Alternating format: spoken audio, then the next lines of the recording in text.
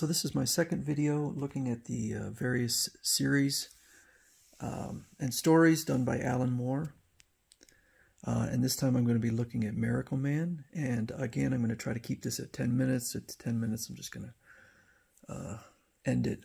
But Miracleman has a very interesting history, and I'm going to try and state it from memory because it's quite complicated. But basically, a company in the UK had the rights to Captain Marvel back in the 1950s, maybe the 1940s, I think the 50s, and to publish Captain Marvel in the UK, and they lost those rights. So it was a popular series, and they decided to simply create their own character that was really just a duplicate of Captain Marvel, and he was called Miracleman.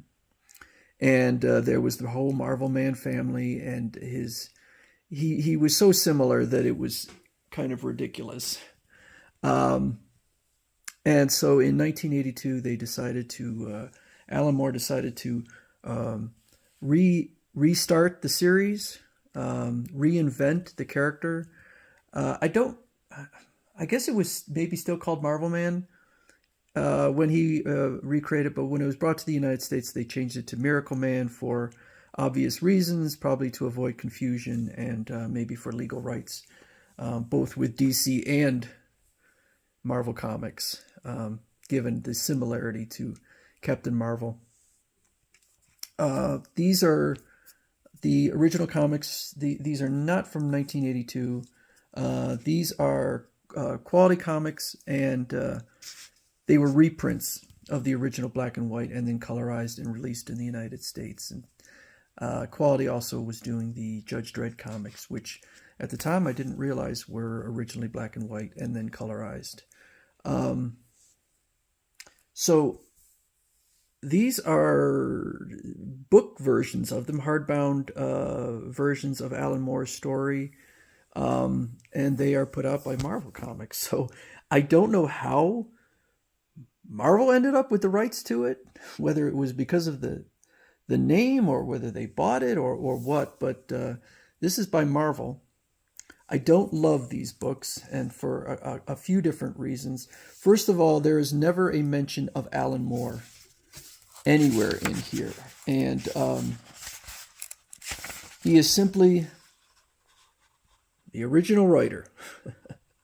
That's his name. So now I'm not going to necessarily blame Marvel for that, because I know that Alan Moore can be quite prickly, and he did not want his name. I don't know whether he had, I assume he had issues with Marvel. I certainly know he had issues with DC, and I guess he didn't want, he will stick to his guns. I'll give him credit for that. I don't agree with everything he does, but he will leave money on the table for his convictions. So I don't know if he got paid for these books, but they are written by the original writer, who is Alan Moore. One of the things I don't like about it, so if I can just kind of show you in there, you can see the white pages and the black pages. The white pages are the stories, the black pages are the extras, and you can see it's about half, about 50% extras. And I think I like extras, but good Lord, I mean, come on. They could have packed all of this material into one book. Look at this. I mean, and mind you, some of that stuff in there isn't even Alan Moore. There were some other stories in there. So the total volume in this final book that was by Alan Moore is actually just a small percentage of the book. And I kind of dinged these books on Amazon in my reviews. The material is fantastic. I would prefer reading it from here than the comics, to keep the comics in the best shape possible. As a long time comic book collector, I can tell you that almost none of my comics appreciated in value. And so this is one of the few, even though they're reprints, this is one of the few that had some appreciation in value.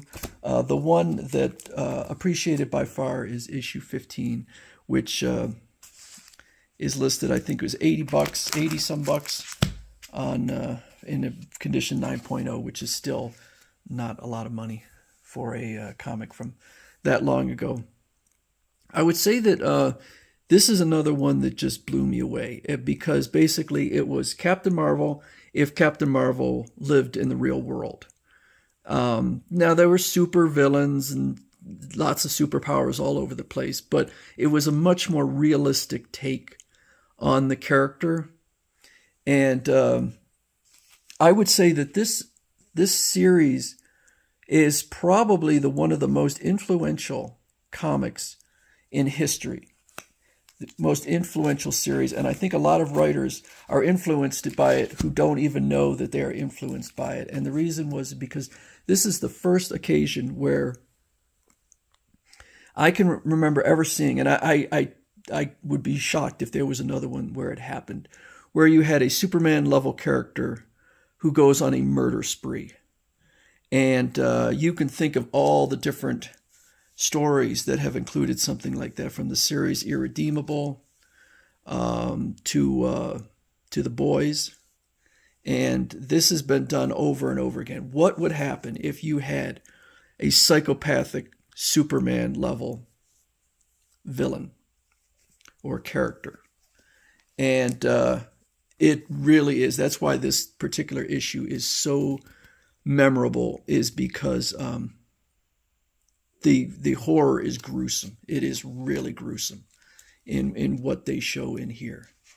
Just horrifying. The whole series is really well written, but it is kind of like Swamp Thing in that when it started getting to the last few issues, Alan Moore started getting really prosaic, and I just kind of lost interest. The series started off really hard hitting, and I think this is one of the series that I may have even stopped collecting at one point. So I have most of it. You could see kind of, the number of comics as compared to the number of books. So the actual material isn't a ton. So I think I got most of them. I'd have to look to see if I have. And a lot of them I actually had 2 issues. I don't know why. I'm going to sell those. I don't need the duplicates. But it is very influential and super well written. And I highly recommend it. I hate to recommend these books because I don't think they're very well done. There is also an omnibus out there, but that is also by Marvel Comics, and it's the original writer. I wish that.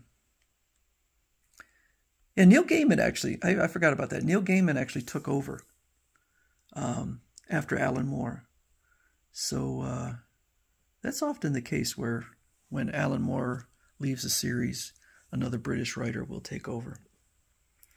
But I think that the Marvel versions are probably the best available, because I don't know that I would recommend going out and trying to buy the comics because some of them are a bit expensive. You're certainly going to get, wow, $50. I don't think I paid that much for it, but that is a lot for these $40 and $50 for these books. I mean, these are regular size hardcover books, so that is a lot of money to pay. I hope I didn't pay that much for them, but I don't remember paying that much. But it really is a fantastic series. It's one of his best, and I think I feel like people have forgotten about this one. You hear about V for Vendetta and From Hell, and because those movies or those books were made into movies, so people remember them. And I think a lot of people, except for real hardcore comic fans, probably are unaware of Miracleman. But it's one that will stick with you. There's certain stories in here that are hard to forget, as are a lot of the stories by Alan Moore. So that's Miracleman.